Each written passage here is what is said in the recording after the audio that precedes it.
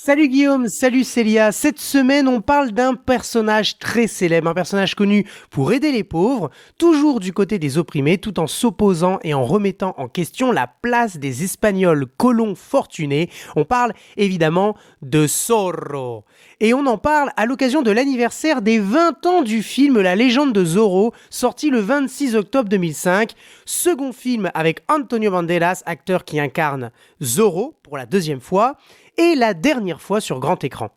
Le premier film était sorti en 1998 et s'intitule Le Masque de Zorro. Alors j'ai personnellement adoré et préféré le premier film, mais évidemment nous allons parler des deux. Et pour célébrer l'anniversaire du deuxième, nous allons revenir ensemble sur la superbe composition musicale des films composés et dirigés par James Horner, compositeur de génie.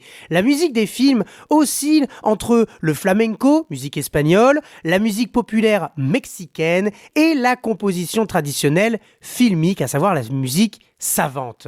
La composition musicale a donc été déterminante dans la production de ce film, car elle donne la force et la puissance du personnage de Zorro, créé par Johnston McCulley dans le roman court La Maldición del Capistrano, publié en 1919.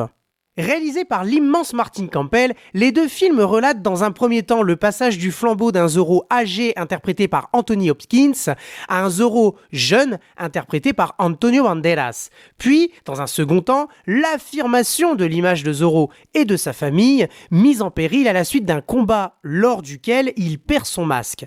Ainsi, non seulement il est reconnu, mais de plus, la Californie devient un État à part entière des États-Unis d'Amérique, donc le peuple se libère et n'a plus réellement besoin de Zorro. Les deux films ont reçu de bonnes critiques, notamment pour la musique, la réalisation et le montage et les effets sonores. Le succès n'est pas démérité, car le premier film cumule 250 millions de dollars et le deuxième film amasse 142 millions de dollars au box-office, en partant tous deux ensemble d'un budget cumulé de 170 millions de dollars. Les deux films, publicité comprise, ce qui est largement rentable pour les studios de production Columbia, Amblin et Spyglass. Mais revenons à la musique. Elle est extrêmement bien travaillée et contient tous les codes de la musique espagnole et l'émergence d'une musique latino-américaine, plus précisément mexicaine. James Horner, compositeur de la BO des deux films, mélange avec goût et passion les codes de la musique espagnole avec la musique traditionnelle, savante, des plus belles BO de films, à l'image de la première composition qui ouvre le premier film sur un plan d'un Zorro avançant lentement mais sûrement, tout de noir vêtu pour marquer son Z d'un coup tranchant de la lame de son épée. Ce titre s'intitule The Plaza of Execution, la Plaza de la Ejecución. La composition s'ouvre sur un rasgueado en arpège au centre de la rosace d'une guitare espagnole. On l'entend avec un son très fin et coloré, avec une petite caisse de résonance pour amplifier les trois cordes basses. Le mot rasgueado est un mot espagnol qui vient du verbe rasgar, qui signifie gratter. En musique, il s'agit d'un coup sec avec la main droite rythmique dont les doigts ont pour but de faire résonner les cordes en arpège ou non. Ici, la main vient sèchement gratter les 6 cordes pour obtenir un accord de mi mineur. Cet accord que vous écoutez est amplifié et répété 7 fois jusqu'au thème principal du morceau qui sera le thème principal du film.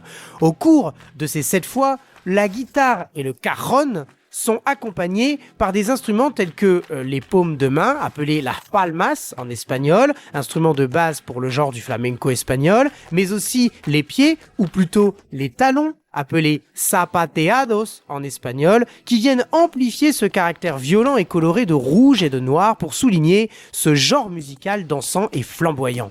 Cette introduction espagnole nous emmène vers un crescendo par une accélération de rythme et de volume pour nous projeter vers un thème principal orné de trompettes et de trombones aux couleurs mexicaines qui aspire à une indépendance nationale face aux colons espagnols. C'est la place de l'exécution et c'est le moment de Zorro. Les amis, on se quitte avec la superbe composition du premier film lors de la scène où Alejandro se rend au banquet, une fête organisée par Don Rafael, et se fait passer pour un grand de la cour d'Espagne afin d'approcher Don Rafael et de connaître ses plans diaboliques pour fonder la République de Californie.